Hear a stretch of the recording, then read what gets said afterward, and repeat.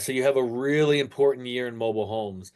It is June 15th, 1976. So that is a year the federal government stepped in and did something good. I don't care what party you're with. I think we can all agree they did something good. They made a standard of mobile homes.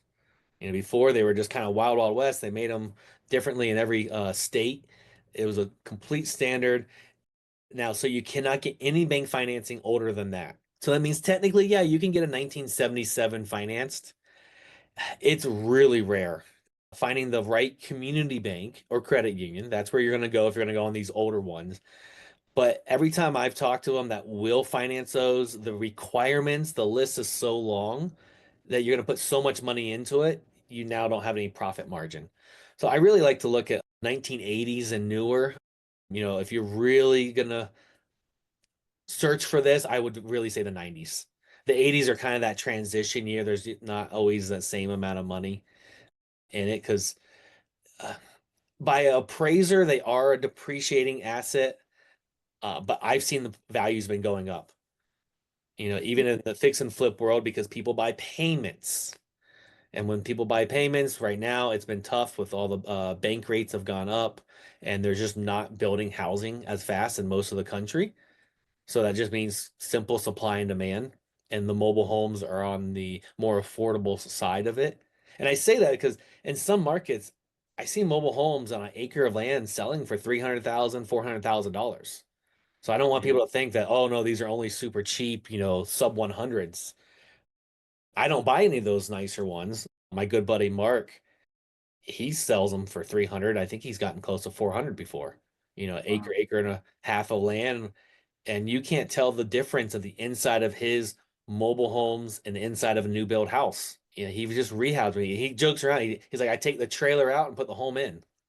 So, It's so is it amazing. safe to say, Adrian, that there's been increased competition in this space?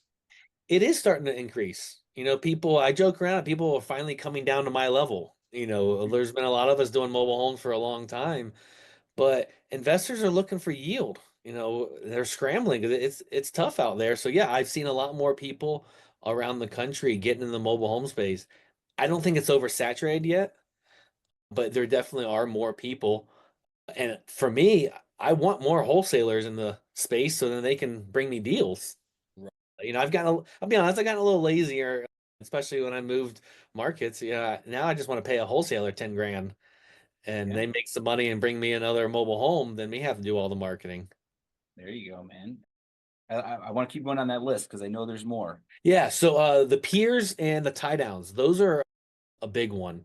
So piers, think of a wood frame home, it's a concrete blocks is what the mobile home actually sits on.